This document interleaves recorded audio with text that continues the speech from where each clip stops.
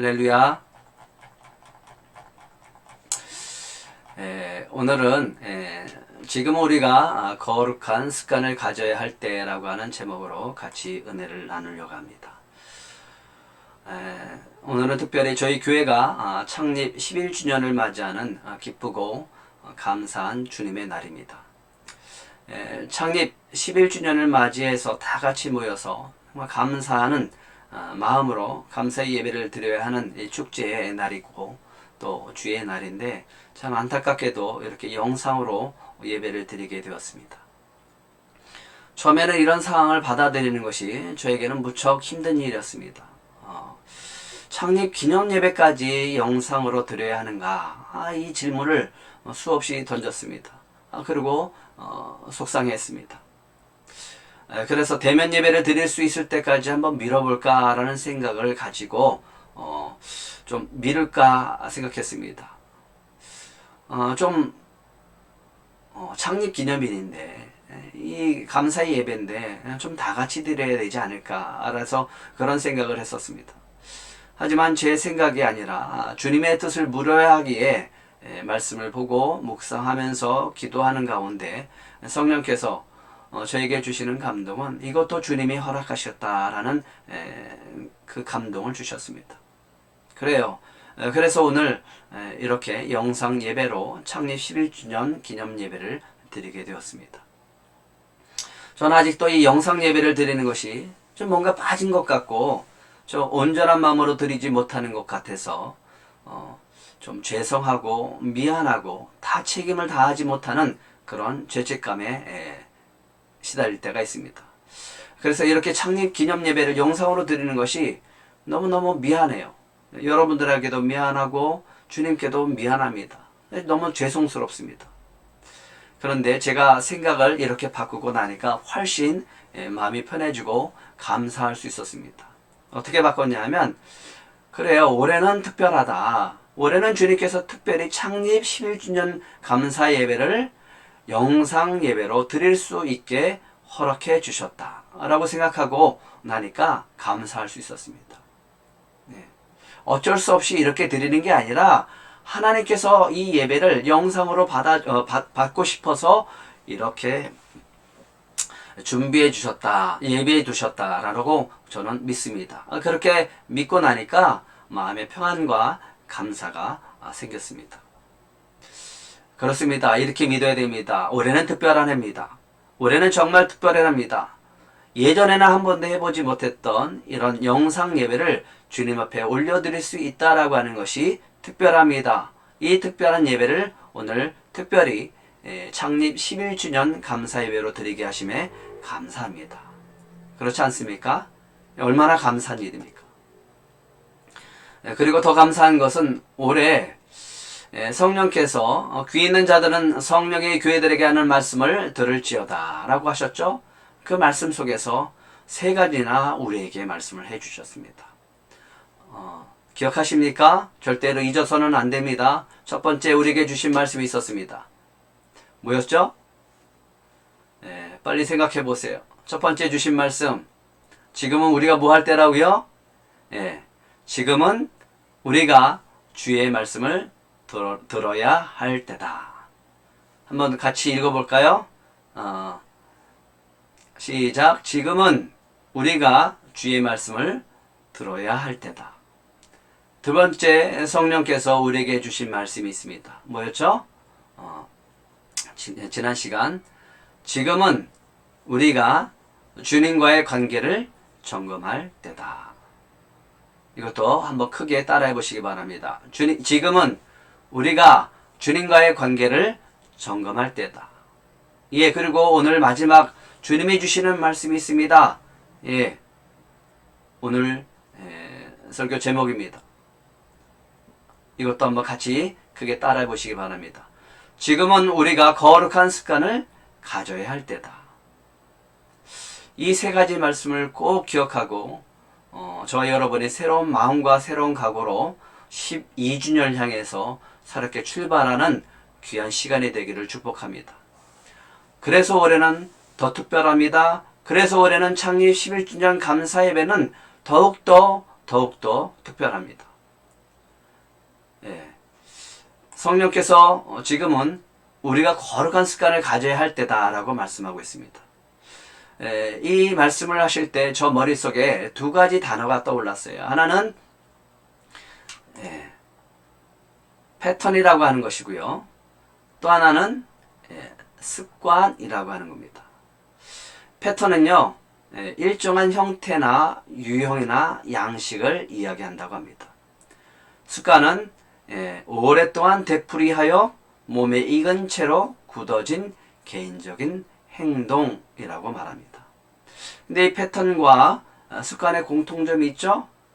이건 뭐냐 하면 반복이라고 하는 겁니다. 반복.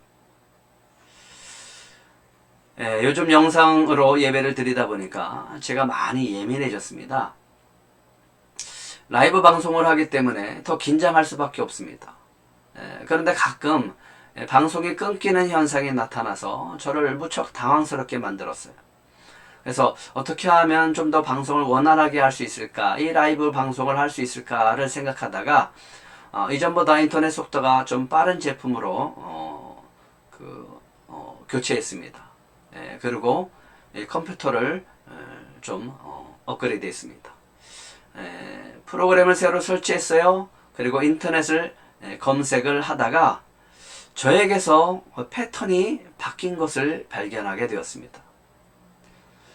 제가 인터넷에 들어가면 이게 검색하는 순서가 있었습니다. 근데 제가 요즘 아침에 인터넷 사이트를 검색하는 순서가 이렇습니다. 맨 처음에 인터넷에 들어가죠. 그 인터넷에 떠 있는 주요 기사를 파악을 하게 되어집니다.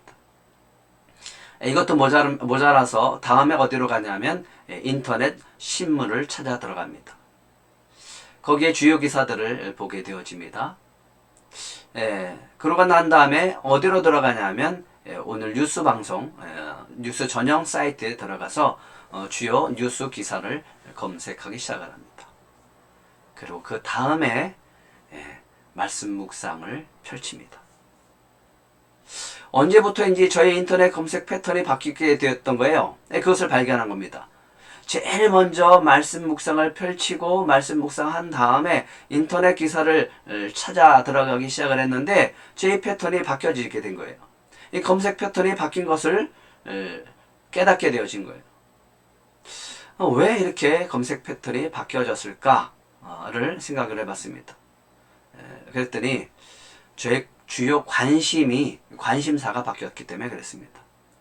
제가 인터넷 주요 기사를 찾고 인터넷 신문을 찾고 또 뉴스 방송까지 찾아 들어가면서 찾는 것이 있습니다. 그것을 관심 있게 보는 기사가 있습니다. 뭐냐면 코로나와 관련된 교회의 기사입니다. 교회와 코로나와 관련된 기사들을 보게 되어집니다.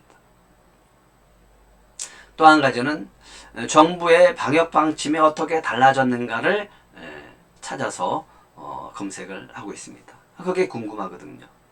왜 그럴까요? 그 이유가요. 언제쯤 대면 예배를 드릴 수 있을까? 이거 찾는 거예요. 언제쯤 대면 예배를 드릴 수 있을까? 저의 관심사는 거기에 있고 그것이 간절하다 보니까 이 패턴이 바뀌어진 거예요. 이것을 제가 발견하면서 하나 깨닫게 되어진 것이 있습니다. 뭐냐 하면 간절함이 있고 관심이 깊어지면 내 생활 패턴도 바뀌어지는구나 라고 하는 겁니다. 지금 우리가 주의 말씀을 들어야 할 때다라고 말씀을 드렸습니다. 지금은 우리가 주님과의 관계를 점검해야 될 때다라고 말씀을 드렸습니다. 이것이 우리에게 간절함으로 다가오지 않으면요, 우리는 거룩한 습관을 가질 수가 없습니다. 여러분들의 관심은 지금 어디 있습니까? 여러분들의 간절함은 지금 무엇입니까? 주님이 오늘 우리에게 어떤 말씀을 하실까? 이것이 우리의 최고 관심사가 되어야 될 줄 믿습니다. 거기에 관심을 두지 않고 거기에 간절함이 없으면 우리에게는 거룩한 습관을 가질 수 없습니다. 주님, 오늘 저에게 주시는 말씀이 뭘까요?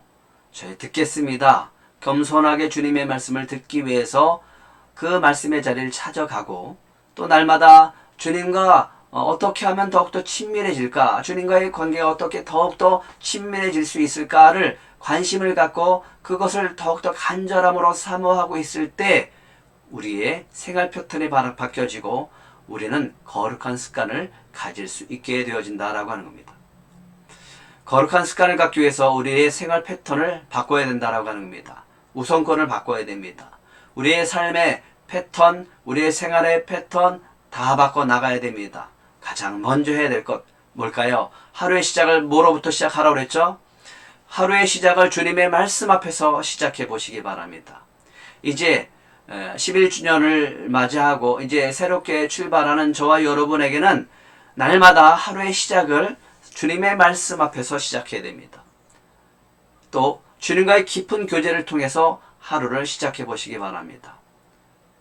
주님이 날마다 주시는 말씀을 붙들고 기도로 시작해 나갈 때 우리는 거룩한 습관이 우리 몸에 배어지고 그 거룩한 습관이 우리들의 삶을 변화시키는 것을 경험하게 될 줄 믿습니다. 주님은 이 거룩한 습관을 통해서 주님과의 깊은 교제와 주님의 말씀의 능력을 가지고 우리를 통해서 주님의 비전을 이루어 가실 줄 믿습니다. 또 하나의 단어는 습관이었습니다. 얼마 전 제가 속이 좀 메스껍고 위에 통증이 있어서 병을 찾았습니다. 의사에게 저의 증상을 이야기했습니다. 그랬더니 의사가 위처럼 생긴 위의 모형이죠. 모형을 들고서 저에게 설명을 해주기 시작을 합니다. 우리가 음식을 먹으면 식도를 거쳐서 위로 들어가게 됩니다. 그리고 12장으로 내려가게 됩니다. 그래서 위에서 소화된 음식이 12장으로 넘어갈 때 비로소 소화되었다라고 말합니다. 그런데요, 음식이 소화되기까지는 약 4시간이 걸립니다. 만약 선생님이 밤에 야식을 먹고 곧바로 잠자리에 들거나 음식을 먹고 곧바로 눕는 습관이 있을 때는 위산이 역류해서 역류성 식도염을 앓게 되어집니다. 이렇게 얘기를 하는 거예요. 그렇게 설명을 쭉 듣다 보니까 죄의 습관을 생각하게 되었습니다. 저 혼자 있다 보니까 일정한 시간에 식사를 하지 않습니다. 성교에 가면 정해진 시간에 식사를 하지만 저 혼자 있다 보면 뭔가 집중하다 보면 점심시간을 훌쩍 넘어서 3, 4시의 경우에 점심을 먹는 경우가 참 많았습니다. 또 늘 커피를 많이 마셨어요. 음료수보다는 물보다는 커피를 늘 많이 마시는 생활을 했습니다. 점심을 늦게 먹다 보니까 저녁을 먹기가 애매하죠. 그러다 보니까 저녁 늦게 식사하는 경우가 많았습니다. 이 나쁜 습관이 저에게 역류성 식도염이라고 하는 이 병에 걸리게 되었다라고 하는 거죠. 습관이 일정하게 반복될 때 생기게 되어진다라고 말씀을 드렸습니다. 나쁜 습관이 아니라 우리는 거룩한 습관을 가져야 합니다. 지금은 우리가 거룩한 습관을 가져야 할 때입니다. 거룩한 습관은 날마다 반복할 때 우리 몸에 배어지게 되어 있습니다. 그것이 거룩한 습관이 놀랍게도요 능력이 있습니다. 어떤 능력이 있냐면 우리를 환난 속에서 건져주는 놀라운 능력이 있습니다. 다니엘은 거룩한 습관이 있었던 사람이었습니다. 어떤 습관이었는가 10절을 한번 같이 읽겠습니다. 시작. 다니엘이 이 조소의 왕의 도장이 찍힌 것을 알고도 자기 집에 돌아가서는 윗방에 올라가 예루살렘으로 향한 창문을 열고 전에 하던 대로 하루 3번씩 무릎을 꿇고 기도하며 그의 하나님께 감사하였더라. 다니엘의 습관이 있습니다. 전에 하던 대로. 이것이 다니엘의 습관입니다. 이것이 다니엘의 거룩한 습관이었습니다. 다니엘의 거룩한 습관은요, 하루아침에 갖게 된 것이 아닙니다. 벌써 그는 80에서 90 정도 되는 아주 늙은 노인이었습니다. 그가 평생 오랜 세월 동안 가졌던 습관이 있었습니다. 그건 뭐냐면 날마다 자신의 방에 올라가서 예루살렘을 향해 창문을 열고 하루 3번씩 무릎을 꿇고 기도하면서 하나님께 감사함으로 나가는 겁니다. 이것이 그의 거룩한 습관이었습니다. 다니엘은 어렸을 때 바벨론으로 포로로 끌려왔던 사람이었습니다. 그런데 어느덧 그가 인생을 마감할 때가 되어졌습니다. 소년 시절부터 80이 넘도록 바벨론 제국부터 오늘 메데파사 A 제국까지 총리의 자리에서 하나님의 영광을 나타내는 삶을 살 수 있었던 비결, 그것은 바로 하나님이 주신 지혜와 분별력과 그가 가졌던 거룩한 습관 덕분이었습니다. 다니엘은 이 거룩한 습관을 가지고 있었어요. 예루살렘을 향해 하루 3번씩 무릎을 꿇고 기도합니다. 몸은 비록 바벨론 포로로 끌려왔지만 그의 마음은 늘 언제나 예루살렘 성전을 향하고 있었습니다. 그의 마음은 항상 하나님을 향하고 있었던 것을 보게 되어집니다. 이것이 바로 그를 거룩한 습관으로 가지게 했던 겁니다. 저희 여러분의 마음이 늘 항상 언제나 주님을 향할 수 있기를 축복합니다. 평생 하나님이 주신 지혜와 분별력으로 뛰어난 통찰력을 발휘할 수 있음에 늘 감사하며 살았던 사람이 바로 다니엘이었습니다. 이 다니엘은요, 너무 뛰어난 사람이었습니다. 비록 포로였지만요, 하나님이 주신 지혜가 있었고 그 지혜로 말미암아 학식이 있었습니다. 또 그 지혜로 말미암아 통찰력이 있었고 그 지혜로 말미암아 세상을 분별하고 또 하나님이 주시는 특별한 꿈을 해석하는 능력도 갖게 되어졌습니다. 이 모든 능력을 가지고 바벨론과 메데파사를 위해서 충성을 다했던 충신이었습니다. 무엇보다도 총리로서 나라를 다스리는데 아주 탁월한 능력을 가졌던 사람입니다. 그래서 어느 왕이 되더라도 그런 총리로서 발탁이 되어져서 그 능력을 발휘했었던 능력의 사람, 그 지도력이 뛰어났던 총리였다라고 하는 겁니다. 우리가 2절과 3절을 한번 같이 읽어볼까요? 2절과 3절입니다. 시작. 또 그들 위에 종리 셋을 두었으니 다니엘이 그 중에 하나이나 이는 고관들로 총리에게 자기의 직무를 보고하게 하여 왕에게 손해가 없게 하려 함이었더라. 다니엘은 마음이 민첩하여 총리들과 고관들 위에 뛰어나므로 왕이 그를 세워 전국을 다스리게 하고자 한지라. 왕이 어떻게 했다고요? 그를 세워서 전국을 다스리려고 했습니다. 왜요? 다리오 왕의 이 나라 전체를 맡기려고 했었던 사람이 바로 다니엘이었는데 그 이유는 마음이 민첩하고 총리들과 고관들 위에 뛰어났다. 많은 고관들이 있고 많은 총리들이 있었지만 그 위에 최고였습니다. 총리가 셋이 있었는데 그 중에서도 으뜸이 가는 사람이 바로 다니엘이었다라고 합니다.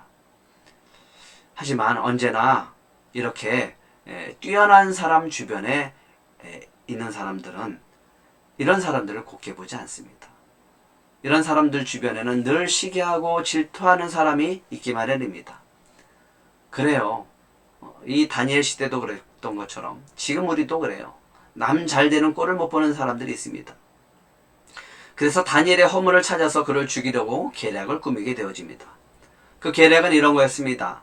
30일 동안 왕 외에 이 다리오 왕 외에 또 다른 신에게나 사람에게 무엇을 구하는 자는 이 사자굴에 던져 넣겠다라고 하는 금령을 선포하게 되어지는 겁니다. 금령을 선포하면 다리오 왕도 바꿀 수가 없습니다. 그들은 다니엘이 누구보다도 왕의 신임을 얻고 있다라고 하는 것을 잘 알기 때문에 왕도 그 명령을 취소할 수 없도록 어인을 찍어서 금령을 선포하겠다라고 합니다. 이런 상황 속에서도 다니엘의 거룩한 삶의 패턴은 변하지 않습니다. 거룩한 습관을 따라서 행동을 합니다. 우리가 다시 한번 10절 읽어볼까요? 시작. 다니엘이 이 조세의 왕의 도장이 찍힌 것을 알고도 자기 집에 돌아가서는 윗방에 올라가 예루살렘으로 향한 창문을 열고 전에 하던 대로 하루 3번씩 무릎을 꿇고 기도하며 그의 하나님께 감사하였더라. 다니엘은 그 조세의 왕의 도장이 찍힌 것을 알고도 자기 집에 돌아가 예루살렘을 향해 창문을 활짝 열고 어떻게 해요? 전에 하던 대로 습관을 따라서 하루 3번씩 무릎을 꿇고 기도하면서 하나님께 감사로 나아갔습니다. 지금 우리가 뭘 할 때라고 그랬죠? 거룩한 습관을 가져야 할 때다. 다시 한번요. 지금 우리가 뭐 할 때라고요? 거룩한 습관을 가져야 할 때다. 그 거룩한 습관이 우리를 이 어려운 환경 속에서 극복하고 나아갈 수 있도록 통로가 될 줄 믿습니다. 이 거룩한 습관은 우리를 이 환난 속에서 구원해내고 건져내서 주님을 향해 나아가서 주님 앞에 감사하러 나아갈 수 있는 그런 인도자여 통로가 되어줍니다. 근데 이 거룩한 습관은 우리의 감정을 다스리게 하는 능력이 있습니다. 뭘 다스리게 한다고요? 우리의 감정이요. 그래서 주님께 감사로 나가게 하는 겁니다. 감정이 나를 이끌면 우리는 실수합니다. 자주 넘어지고 실패하게 됩니다. 그런데 이 거룩한 습관을 가지게 되면요, 참 놀랍습니다. 그 거룩한 습관이 우리를 이끌어서 그 감정을 다스리고 주님 앞에 나아가게 하는 능력이 있습니다. 다니엘은 다른 총리들과 고관들이 자신을 고발한 근거를 찾고 있다는 것을 알고 있었어요. 그들이 자신을 시기하고 질투하고 미워한다는 것도 잘 알고 있었습니다.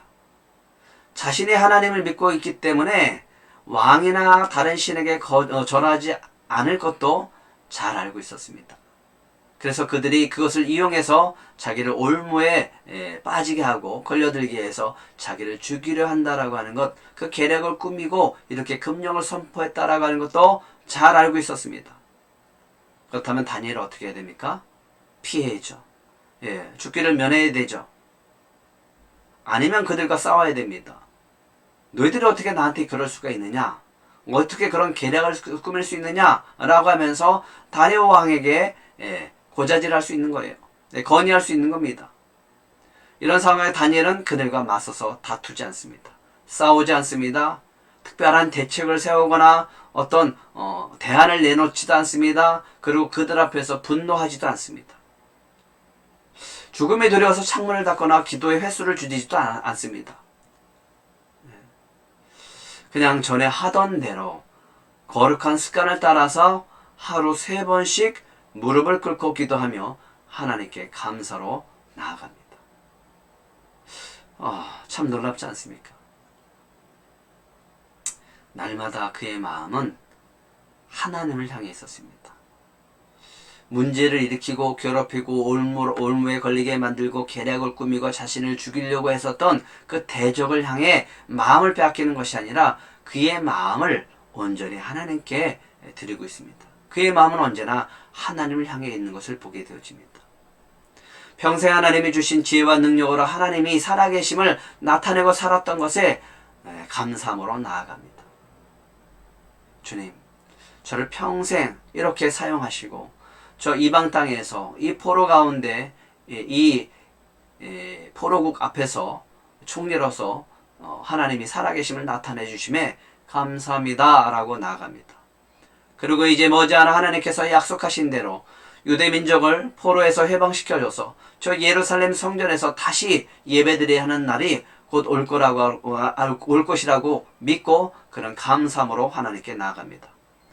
그래요. 비록 지금 자신은 고국으로 돌아가지 못할지라도, 그리고 이 땅에서 죽음을 맞이할지라도 평생 하나님께 귀하게 쓰임받는 존재로서 살아왔던 것에 감사하면서 주님께 나아갑니다. 미국의 트루먼이 대통령으로 재직하고 있었을 때의 일입니다. 백악관에서 요직을 맡고 있었던 뉴볼드 모리스가 개인 사업의 공권력을 남용한 혐의로 의회로부터 특별 신문을 받게 되어졌습니다. 의회에 출석한 이 모리스는 자신이 중상모략을 당하고 있는 것에 매우 화가 났습니다. 점점 소리가 높아졌습니다. 언성이 높아집니다. 모리스 주머니에서 쪽지 한 장을 꺼내더니 갑자기 입을 다물고 미소를 짓기 시작하는 거예요. 방금 전까지 막 소리를 지르고 언성을 높였던 사람이 갑자기 태도가 바뀌어지는 거예요. 흥분을 가라앉히고 부드럽게 사람들 앞에 대답을 하기 시작하는 거예요.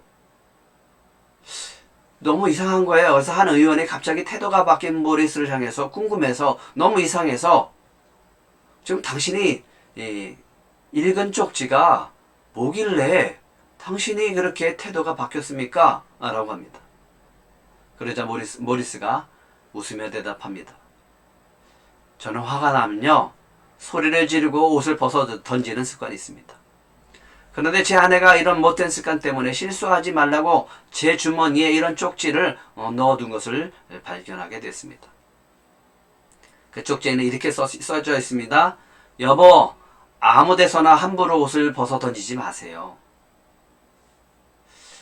그 말에 모두 한바탕 웃고 그 특별 신문을 받는 자리는 아주 부드러운 좋은 분위기로 바뀌게 되었다고 합니다.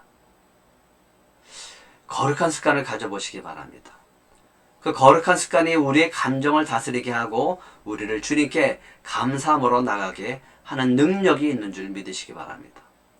그렇습니다. 지금은 우리가 거룩한 습관을 가져야 될 때입니다. 제가 6월 26일 날 금요일 아침 묵상을 했었던 것을 제가 잊을 수가 없습니다. 그날 아침에는 도저히 제가 말씀을 묵상할 마음이 없었습니다. 묵상의 자리에 올 마음이 없었습니다. 아니, 묵상의 자리를 피해서 도망치고 싶었습니다. 왜냐하면 그 바로 전날 밤 신병교육대에 입소했던 우리 아들이 기가 조치를 받고 돌아왔기 때문에 그렇습니다. 밤새 뒤척이면서 주님한테 물었습니다. 주님, 왜 또 이렇게 황당한 일을 경험하게 하십니까? 주님, 왜 저에게 또 이런 일을 당하게 하십니까? 그런 질문을 하면서 이리 뒤척 저리 뒤척 밤새 잠을 이루지 못했습니다. 그리고 그 다음날 아침 도저히 그런 마음을 가지고 그런 감정을 가지고는 주님의 말씀의 묵상의 자리에 설 수가 없었습니다. 분노하는 마음, 주님을 원망하는 마음, 왜 내가 이렇게 살았던가 라고 하는 그런 실망과 자책, 아예 모르겠다 라고 하는 포기하는 마음, 이런 아주 복잡한 마음들이 저를 묵상의 자리로 나아갈 수 없게 했습니다. 이런 감정이 저를 누르고 있었습니다. 그런데 저도 모르게 제 몸이요, 컴퓨터 앞에서 이 자리에 앉아 있는 겁니다. 그리고 말씀을 펼치기 시작하는 거예요. 제 눈이 어느덧 말씀을 읽고 있는 거예요. 어느새 말씀을 묵상하고 있는 거예요. 말씀 속으로 빠져들고 있는 거예요. 그 자리를 피하려고 해봤지만, 도망치고 싶었지만 저도 모르게 이 자리에 앉아서 주님의 말씀을 묵상하고 있던 겁니다. 성령께서 저의 상황에 전혀 맞지 않는 말씀을 저에게 주셨습니다. 이 말씀이었습니다. 사사기 6장 12절의 말씀이었습니다. 여호와의 사자가 기드온에게 나타나 이르되 큰 용사여, 여호와께서 너와 함께 계시도다. 아니, 무슨 말도 안 되는 소리를 저한테 하십니까? 이게 지금 저와 무슨 상관이 있습니까? 지금 저와 무슨 상관이 있길래 이런 말씀을 합니까? 무슨 큰 용사고 무슨 주님께서 저와 함께 하신다라고 이 말씀을 하십니까? 라고 했는데 참 여기서 놀랐습니다. 저랑 똑같이 기드온이 말하고 있는 것을 발견하게 되어졌습니다. 너무 기가 막혔어요. 그 상황이 너무너무 기가 막혔어요. 어쩌면 기드온이 저랑 똑같은 말을 하고 있을까? 그리고 잠시 후에 주님이 이 말씀을 통해서 저를 다시 일으키는 것을 경험할 수 있었습니다. 사사기 6장 23절 24절의 말씀이었습니다. 여호와께서 그에게 이르시되 너는 안심하라, 두려워하지 말라, 죽지 아니하리라 하시니라. 기드온이 여호와를 위하여 저기에 제단을 쌓고 그것을 여호와 살롬이라 하였더라. 그것이 오늘까지 아비에셀 사람에게 속한 오보라에 있더라. 주님은 저의 거룩한 습관을 통해서 분노하고 원망하고 실망하고 자책하고 포기하고 싶은 그런 감정을 평강의 마음으로 바꿔주셨습니다. 그리고 다시 주님의 말씀을 붙들고 감사함으로 일어설 수 있게 하셨습니다. 저는 이 경험을 하면서 참 거룩한 습관의 능력이 얼마나 위대한 것을 경험할 수 있었습니다. 거룩한 습관은 우리의 감정을 다스리고 주님께 감사함으로 나아가게 하는 능력이 있는 줄 믿으시기 바랍니다. 다니엘은 이 거룩한 습관 때문에 다른 총리들과 고관들에게 고발을 당해서 사자굴에 던져지게 되어집니다. 그런데 여기서 놀라운 일들이 벌어지게 됩니다. 거룩한 습관 때문에 그런 죽음을 맞이하게 되어졌습니다. 그런데 14절의 말씀입니다. 다리오 왕이 뭐라고 얘기합니까? 같이 읽겠습니다. 시작. 왕이 이 말을 듣고 그로 말미암아 심히 근심하며 다니엘을 구원하려고 마음을 쓰며 그를 건져내려고 힘을 다하다가 해가 질 때에 이르렀더라. 다리오 왕이 오히려 다니엘을 위해서 근심합니다. 다니엘에 근심하는 게 아니라 다리오 왕이 다니엘을 위해서 근심합니다. 다니엘의 사자굴에 던져져 죽을까봐 근심합니다. 어떻게 하면 다니엘을 살릴 수 있을까 근심합니다. 하지만 다니엘은 사자굴에 던져지게 됩니다. 아니, 그때부터 더 놀라운 일이 벌어지는 거예요. 다리오 왕의 사자굴에 던져진 다니엘을 보고 이렇게 말합니다. 16절입니다. 16절도 한번 같이 읽겠습니다. 시작. 이에 왕이 명령하며 다니엘을 끌어다가 사자굴에 던져 넣는지라. 왕이 다니엘에게 이르되 내가 항상 섬기는 너희 하나님이 너를 구원하시리라 하니라. 네가 항상 섬기는 너희 하나님이 너를 구원하실 것이다. 아니, 하나님도 믿지 않는 다리오 왕이 다니엘에게 이렇게 선포하는 거예요. 참 놀랍지 않습니까? 다니엘의 사자굴에 던져지자 다리오 왕이 궁예로 돌아갑니다. 성경은요, 다니엘에게 초점을 맞추는 것이 아니라 다리오 왕에게 초점을 맞춰서 그의 모습을 우리에게 보여줍니다. 밤새 금식합니다. 후궁이 들어왔는데도 수총을 물칩니다. 그리고 뜬 눈으로 밤을 샙니다. 그리고 다음날 새벽에 사자굴로 달려가서 다니엘을 찾았습니다. 막 뛰어가서 묻는 거예요. 다니엘아, 다니엘아, 살아계시는 하나님의 종 다니엘아. 참 놀랍습니다. 이 부르는 거. 살아계시는 하나님의 종 다니엘아.